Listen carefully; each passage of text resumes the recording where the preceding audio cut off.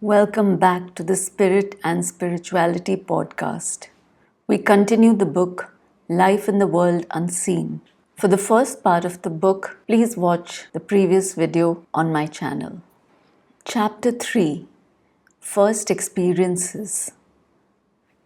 I have already mentioned that when I was first introduced to my spirit home, I observed that it was the same as my earth home, but with a difference.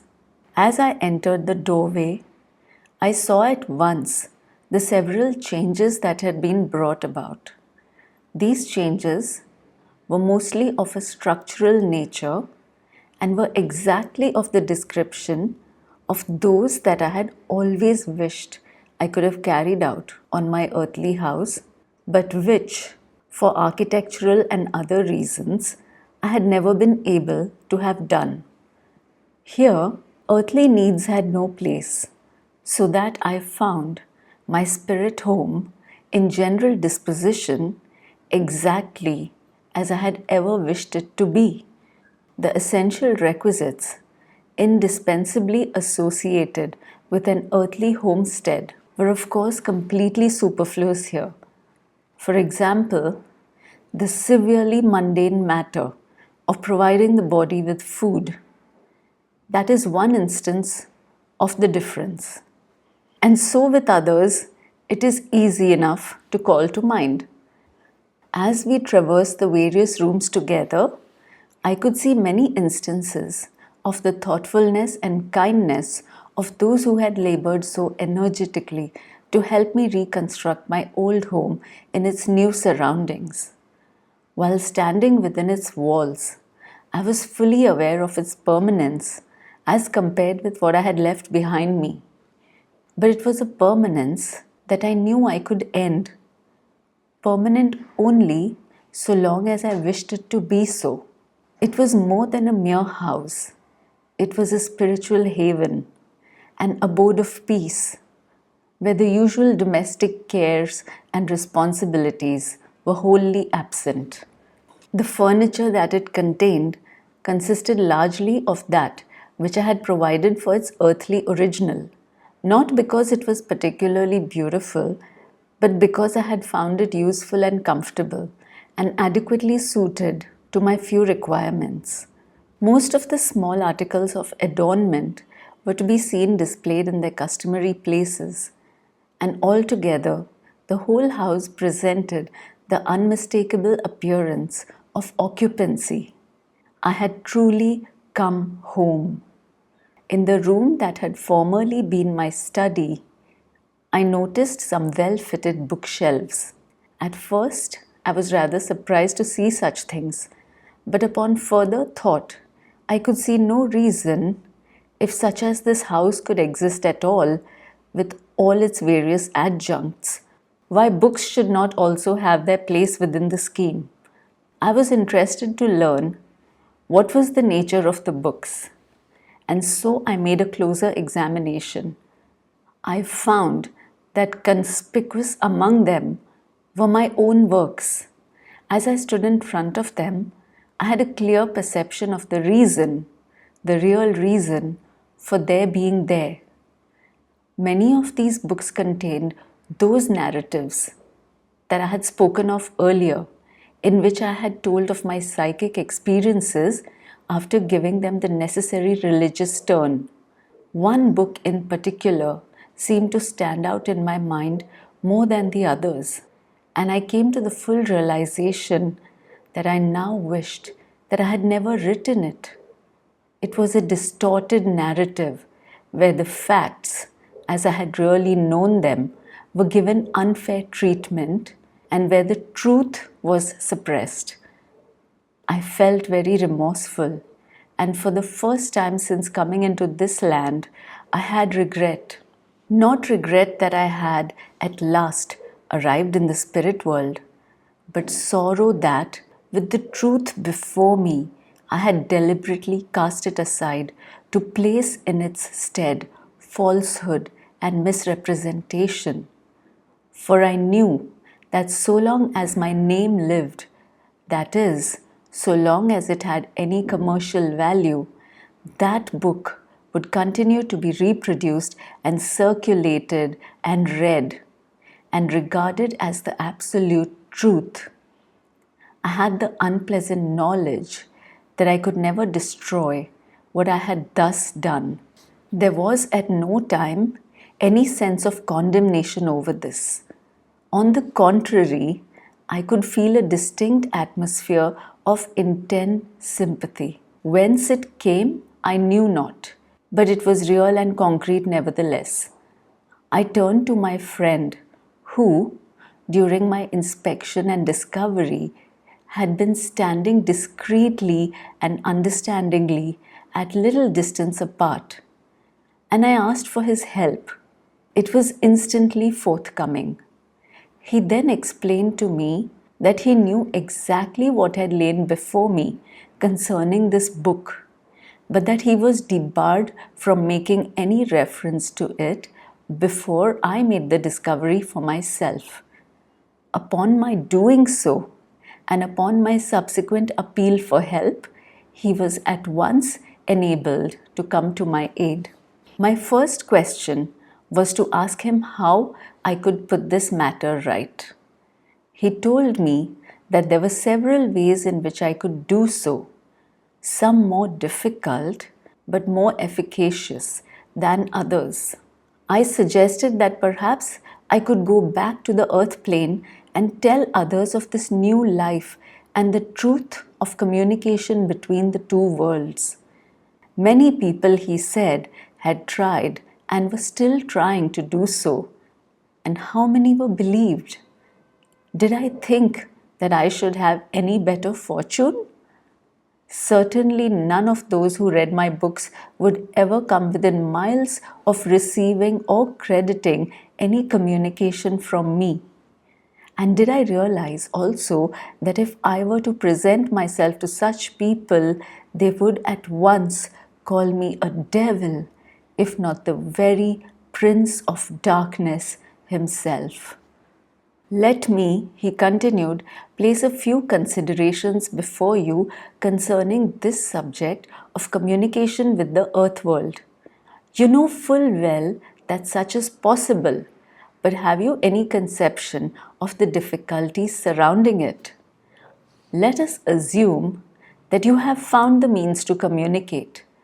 The first thing you will be called upon to do will be to furnish clear and definite identification of yourself.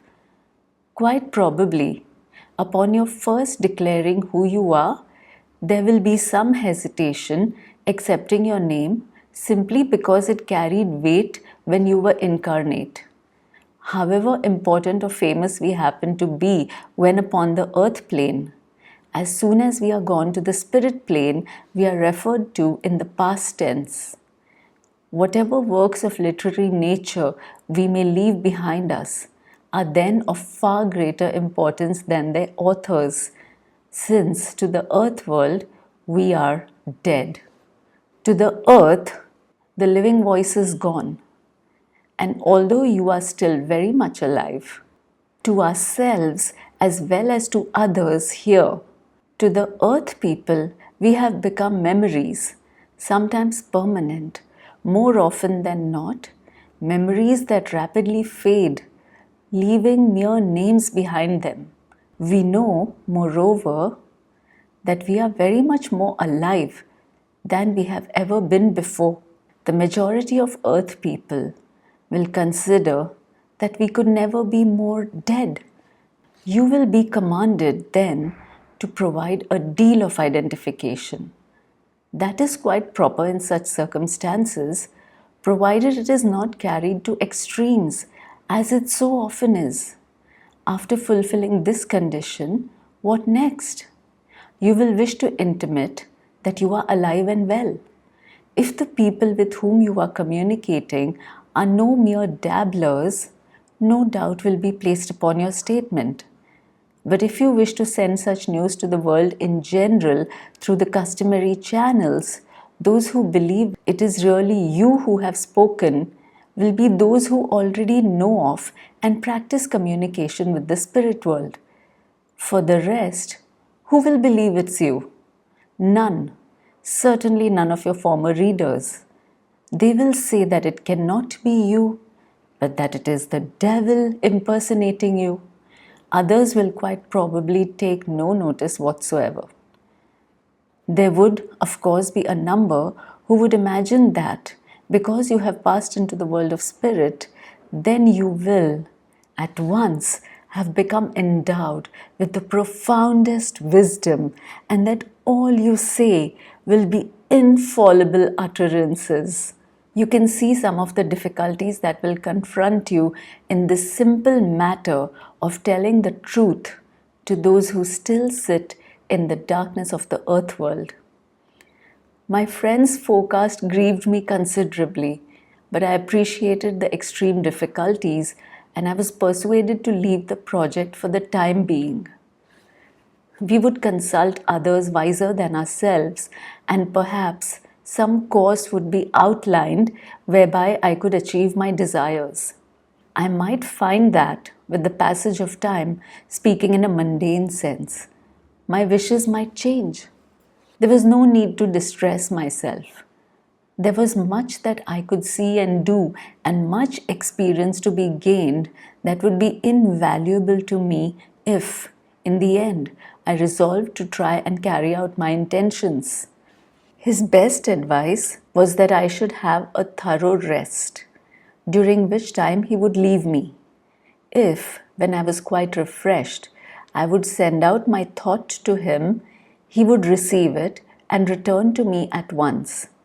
So, making myself comfortable upon a couch, I sank into a delightful state of semi-sleep, in which I was fully conscious of my surroundings, yet at the same time I could feel a downpouring of new energy which coursed through my whole being. I could feel myself becoming, as it were, lighter, with the last traces of the old earth conditions being driven away forever. How long I remained in this pleasant state, I have no knowledge. But eventually I fell into a gentle slumber from which I awoke in that state of health, which, in the spirit world, is perfect. I at once remembered my friend's proposal and sent out my thoughts to him. Within the space of a few seconds of earth time, he was walking in through the door. His response was so bewilderingly rapid that my surprise sent him into a merry laughter. He explained that in reality it was quite simple. The spirit world is a world of thought. To think is to act, and thought is instantaneous. If we think ourselves into a certain place, we shall travel with the rapidity of that thought, and that is as near instantaneous as it is possible to imagine. I should find that it was the usual mode of locomotion and that I should soon be able to employ it.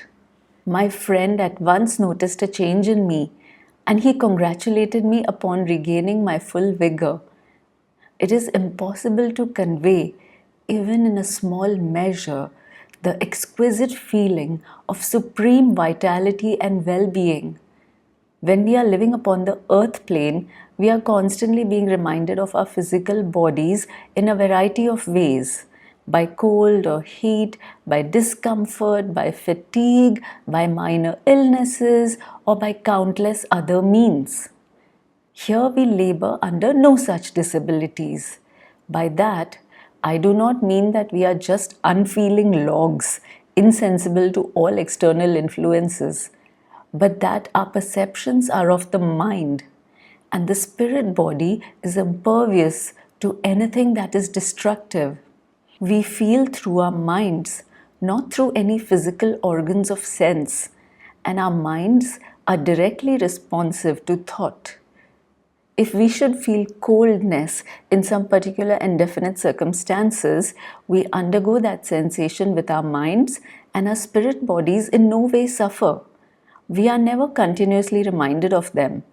In the realm of which I am now speaking, all is exactly attuned to its inhabitants, its temperature, its landscape, its many dwellings, the waters of the rivers and streams, and most important of all, the inhabitants with one another. There is therefore nothing that can possibly create any unhappiness, unpleasantness, or discomfort. We can completely forget our bodies and allow our minds to have free play, and through our minds, we can enjoy the thousands of delights that the same minds have helped to build up. At times, we may feel saddened, and at times, we are amused by those who, still upon the earth, ridicule and pour scorn and contempt upon our descriptions of the spirit lands. What do these poor minds know? Nothing. And what would these same minds substitute for the realities of the spirit world? They do not know. They would take away from us our beautiful countryside, our flowers and trees, our rivers and lakes, our houses, our friends, our work, and our pleasures and recreations. For what? What conception can these dull minds have of a world of spirit? By their own stupid admissions, no conception whatsoever. They would turn us into wraiths without substance, without intelligence, and merely surviving in some dim, shadowy, vaporous state, disserved from everything that is human. In my perfect health and abounding vitality, and living among all the beauties of this world of strict reality, a mere hint of which I have only so far given you, I am forcibly impressed by the magnitude of ignorance shown by particular minds upon earth.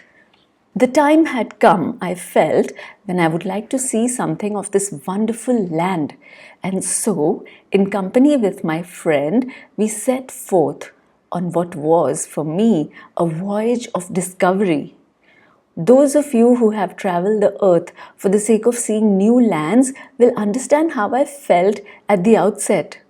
To obtain a wider view, we walked to some higher ground, whence a clear panorama unfolded before the eyes. Before us, the countryside reached out in a seemingly unending prospect. In another direction, I could clearly perceive what had all the appearance of a city of stately buildings. For it must be remembered that all people here do not possess a uniformity of tastes, and that even as on earth, many prefer the city to the country and vice versa, while again some like both. I was keenly interested to see what a spirit city could be like. It seemed easy enough to visualize the country here, but cities seemed so essentially the work of man in a material world. On the other hand, I could advance no logical reason why the spirit world should not also build cities. My companion was greatly amused by my enthusiasm, which he declared was equal to a schoolboy's. It was not his first acquaintance with it. However, most people, when they first arrive, are taken in the same way. And it affords our friends a never-ending pleasure to show us around. I could see a church in the distance, built on the usual lines externally, and it was proposed that we might go in that direction and include other things on the way. And so we set off. We followed a path that led for part of the way beside a brook whose clear water sparkled in the light of the heavenly sun. As the water pursued its course, it gave forth many musical notes that constantly changed and weaved themselves into a medley of the most dulcet sounds. We drew to the edge that I might look at it closer. It seemed to be almost like liquid crystal, and as the light caught it, it scintillated with all the colors of the rainbow. I let some of the water run over my hand, expecting it, by its very look, to be icy cold. What was my astonishment to find that it was delightfully warm. But still more, it had an electrifying effect which extended from my hand right up my arm. It was a most exhilarating sensation, and I wondered what would it be like to bathe fully within it. My friend said that I should feel myself being charged with energy, but there was not a sufficient depth of water to immerse myself in it properly. I should have the opportunity as soon as we came to a larger body of water to indulge in a bathe. When I withdrew my hand from the brook, I found that the water flowed off in flashing drops, leaving it quite dry. We resumed our walk, and my friend said he would like to take me to visit a man who lived in a house which we were now approaching. We walked through some artistically laid out gardens, crossed a well-turfed lawn, and came upon a man seated at the outskirts of a large orchard. As we drew near, he rose to meet us. My friend and he greeted one another in the most cordial fashion, and I was introduced as a new arrival.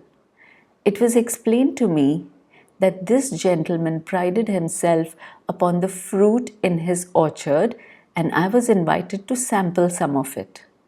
The owner of this pleasant retreat seemed to be a man of middle years as far as I could judge, though he could have been much older than he appeared to be at first sight.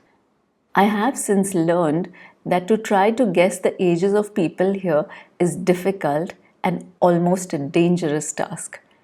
For you must know, to digress a little, that it is the law that as we progress spiritually, so do we shake off the semblance of age as it is known on earth. We lose the wrinkles that age and worldly cares have marked upon our countenances, together with other indications of the passage of years, and we become younger in appearance, while we grow old in knowledge and wisdom and spirituality.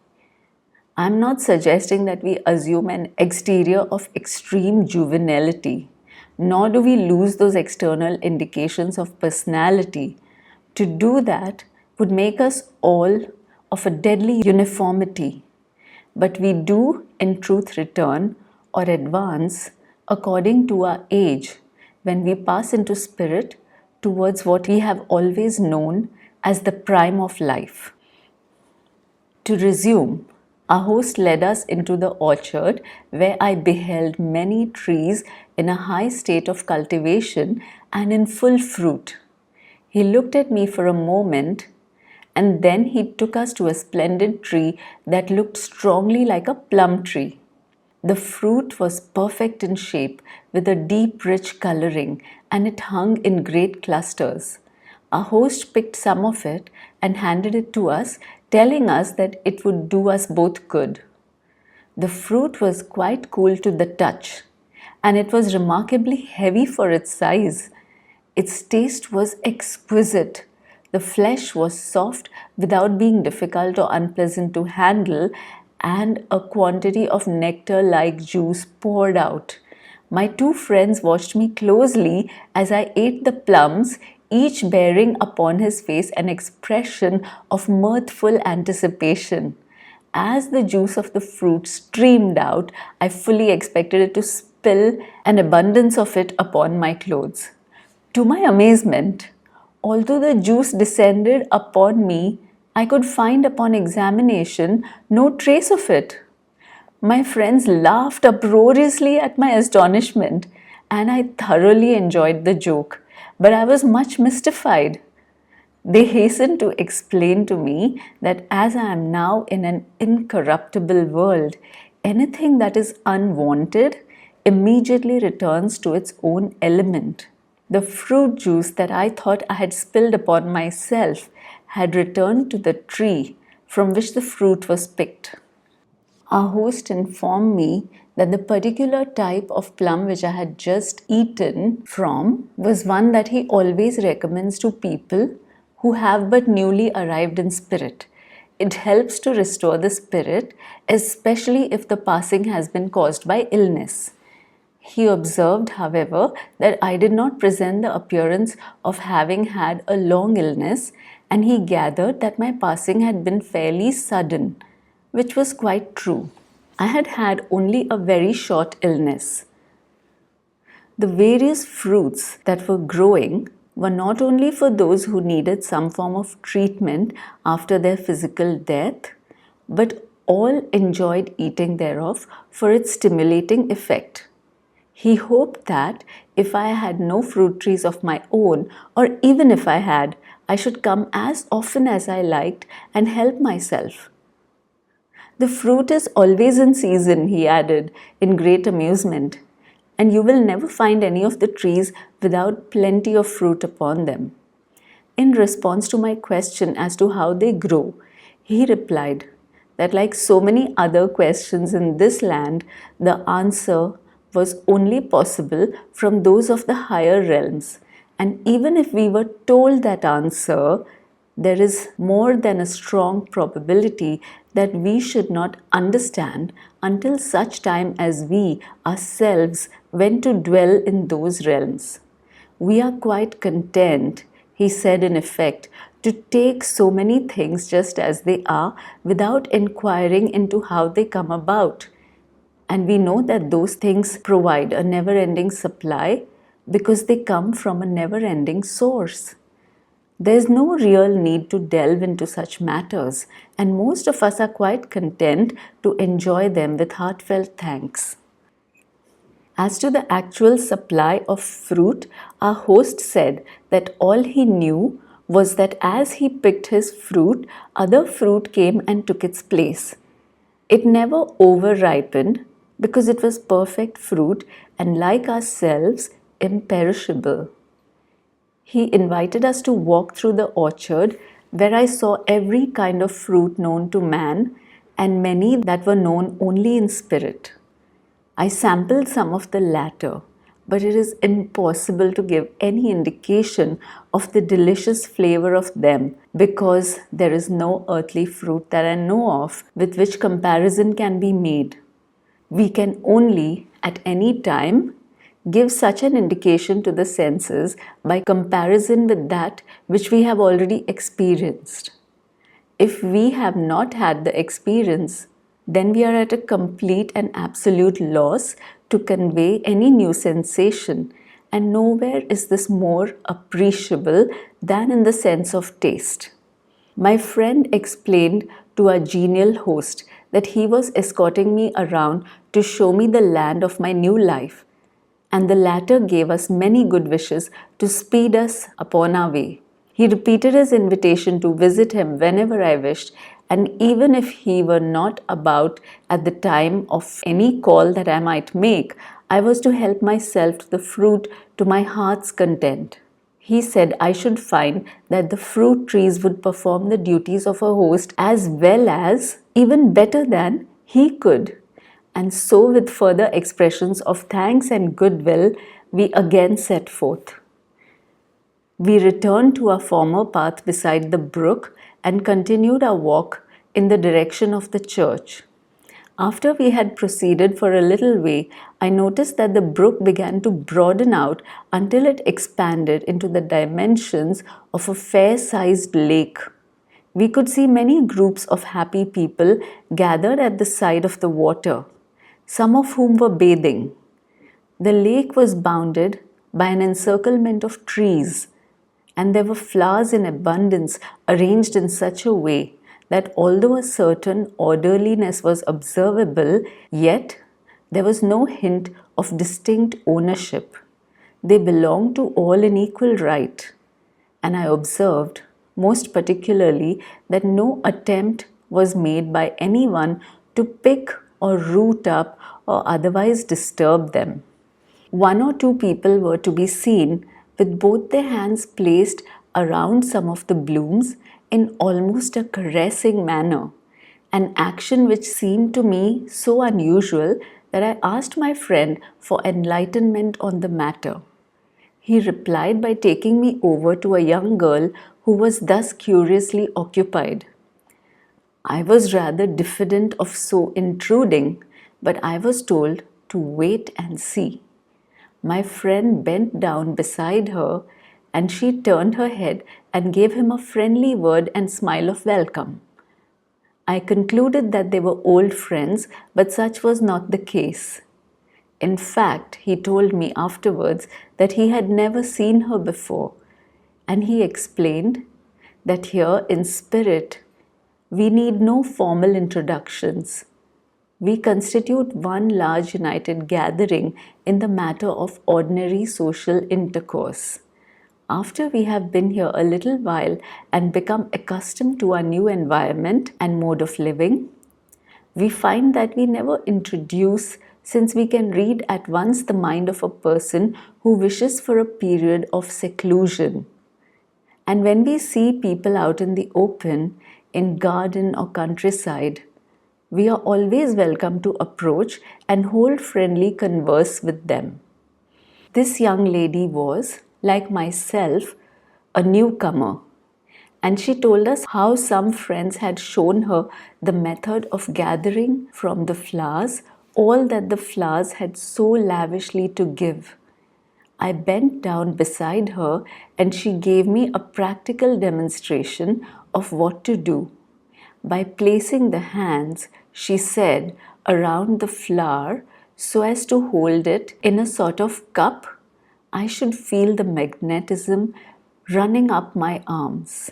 As I moved my hands towards a beautiful bloom, I found that the flower upon its stem moved towards me. I did as I was instructed, and I instantly felt a stream of life rushing up my arms. All the while, a most delicate aroma was exhaled by the flower. She told me not to pick the flowers because they were forever growing, were part of this life, even as we are ourselves. I was very grateful for her timely admonition, since it was the most natural thing in the world for me to pick flowers that were already in such profusion.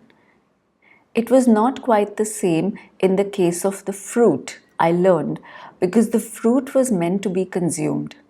But the flowers were themselves decorative, and to cut down the flower by picking it, equivalent to cutting down the fruit tree. There were flowers, however, that were growing expressly for the purpose of being picked. But these, under immediate consideration, had as their principal function that of health giving.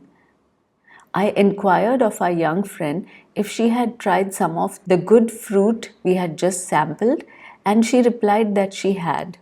My friend suggested that I might like to go closer to the water's edge, and that if the young lady were alone, perhaps she would join us in our excursions. She responded that nothing would give her greater pleasure, and so we all three moved towards the lake. I explained to her that my friend was a seasoned inhabitant of these lands and that he was acting as my guide and advisor. She seemed to be glad of our company, not that she was lonely, for that thing does not exist in this realm, but she had had few friends while on earth and had always lived something of a solitary life, although she had never, on that account, been indifferent to or unmindful of the cares and sorrows of others. Since coming into spirit, she had found so many kindly souls of similar disposition to herself, and she supposed that perhaps we had been in like case. I told her briefly a few things about myself, as I was still wearing my earthly attire. That is to say, its counterpart. She knew me more or less for what I had been professionally. My friend being similarly clothed, she laughingly said that she felt she was in safe hands. It was recalled to my mind what had been said about bathing, but was rather at a loss how to broach the matter of the necessary equipment for the purpose. However, my friend saved the situation, referring to himself. All we needed for the purpose of enjoying a bathe was the necessary water in which to bathe. Nothing could be simpler. We were just to go into the water precisely as we were. Whether we could swim or not was of no consequence. And I must say, I was astonished at this strange departure from the usual procedure, and I naturally hesitated a little. However, my friend quite calmly walked into the lake until he was thoroughly immersed, and the two of us followed his example. What I was expecting to result from this, I cannot say. At least I anticipated the customary effect of water upon one in similar circumstances on earth. Great then was my surprise and my relief when I discovered that the water felt more like a warm cloak thrown around me rather than the penetration of liquid. The magnetic effect of the water was of like nature to the brook into which I had thrust my hand. But here, the revivifying force enveloped the whole body, pouring new life into it. It was delightfully warm and completely buoyant. It was possible to stand upright in it, to float upon it, and of course to sink completely beneath the surface of it without the least discomfort or danger. Had I paused to think, I might have known that the latter was inevitably bound to be the case. The spirit is indestructible. But beyond this magnetic influence, there was an added assurance that came from the water, and that was its essential friendliness, if I may so call it. It is not easy to convey any idea of this fundamentally spiritual experience. That the water was living, one could have no doubt. It breathed its very goodness by its contact and extended its heavenly influence individually to all who came within it. For myself, I experienced a spiritual exaltation as well as a vital regeneration to such an extent that I quite forgot my initial hesitancy and the fact that I was fully clothed. The latter now presented a perfectly natural situation, and this was further enhanced by my observing my two companions. My old friend, of course, was perfectly used to the water, and our new friend seemed to have accommodated herself rapidly to new usages. My mind was saved further perturbation when I recalled that as I withdrew my hand from the brook, the water ran off it, leaving it quite dry. I was already prepared then for what ensued as we came out of the lake. As I emerged, the water merely ran away, leaving my clothes just as they were before. It had penetrated the material just as air or atmosphere on earth will do, but it had left no visible or palpable effect whatsoever. We and our clothes were perfectly dry. And now another word about the water. It was as clear as crystal, and the light was reflected back in every ripple and tiny wave in almost dazzlingly bright colors. It was unbelievably soft to the touch, and its buoyancy was of the same nature as the atmosphere. That is to say, it supported whatever was on it or in it. As it is impossible to fall here by accident as one does on earth, so it is impossible to sink in the water. All our movements are in direct response to our minds, and we cannot come to harm or suffer accidents. It is, I'm afraid, rather difficult to give a description of some of these things without going beyond the range of earthly minds and experience. So much has to be witnessed at first hand to gain any adequate idea of the wonders of these lands. A short walk brought us to the church that I had seen in the distance and which I had expressed a keenness to visit. It was a medium-sized building in the Gothic style, and it resembled the parish church familiar on earth. It was situated in pleasant surroundings, which seemed the more spacious by the absence of any railings or walls to define its boundaries and limits. The surface of the stone of which it was constructed had the newness and freshness of recent building, but in no point of fact it had been in existence many years of earth time. Its exterior cleanliness was merely consonant with all things here. There is no decay, nor is there any smoky atmosphere to cause blackening and discoloration. There was, of course, no churchyard attached.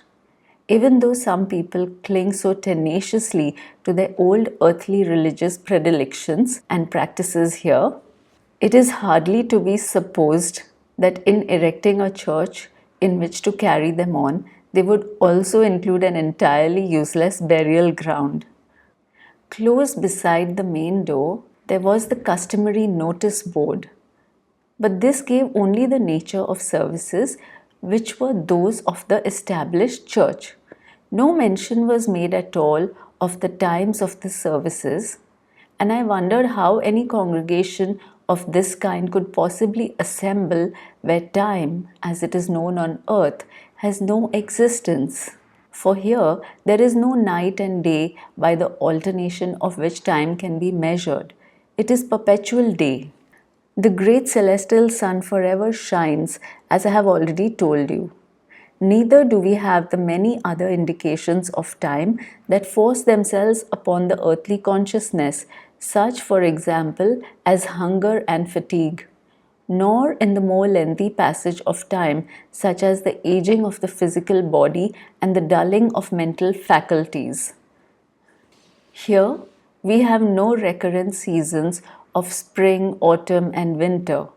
Instead, we enjoy the glory of perpetual summer, and we never tire of it. As usual, I turn to my friend for information on this point of congregational assemblage. To gather the people to the church was perfectly simple, he said. Whoever is in charge has only to send out his thoughts to his congregation, and those that wish to come forthwith assemble. There is no need for bell ringing. The emission of thought is far more thorough and exact. That is simple so far as the congregation is concerned. They have merely to wait until the thought reaches them, either in a direct call to attend or by the urge to attend. But where does the ministering clergyman obtain his indication of the approach of service time? That question, I was told, raised a much greater problem. With the absence of earth time in the spirit world, our lives are ordered by events. Events, that is, that are part of our life. I do not refer now to incidental occurrences, but to what on earth would be regarded as recurrent happenings. We have many such events here, as I hope to show you as we proceed. And in doing so, you will see how we know that the performance of certain acts, individually or collectively, are clearly brought to our minds. The establishment of this church we were now inspecting saw also the gradual building up of a regular order of services, such as those who belong to its particular denomination on earth are familiar with. The clergyman who is acting as pastor to this strange flock would feel, by his duties on earth, the approach of the usual day and time when the services were held. It would be, in this respect, instinctive. It would, moreover, grow stronger with practice until this mental perception would assume absolute regularity as it is considered on the earth plane. With this firmly established, the congregation have but to await the call from their minister. The notice board gave a list of the usual services commonly seen outside the earthly church of the same denomination. One or two items were noticeably absent, however, such as the provision for marriages and baptisms. The former omission I could understand. The latter could only imply that baptism was unnecessary, since only the baptized would be in heaven, where presumably they deemed the church to be situated. We went within and found ourselves in a very lovely building, conventional in design and containing little that is not to be seen in any such church upon the earth plane. There were some beautiful stained glass windows portraying scenes in the lives of the saints, through which the light poured evenly from all sides of the church at the same time, producing a strange effect in the air from the colors of the window glass. Provision for heating the building was, of course, quite superfluous. There was a fine organ at one end, and the main altar, built of stone, was richly carved. Beyond this, there was a certain plainness which in no way distracted from its general beauty as a piece of architecture. Everywhere was there evidence of a lavish care being expended upon it, which, considering where this church was existing, is not surprising when it is remembered under what dispensation such a building can exist at all. We sat down for a little while, finding a calm and peaceful air about the whole place. And then we decided that we had seen all there was to be seen, and we made our way out into the open. This brings us to the end of chapter 3, and hopefully very soon I'll bring chapter 4 to you. Till then, stay happy, stay healthy. Do subscribe to my channel and click the notification, the bell icon, so that you get to know when I post my next video. Bye for now.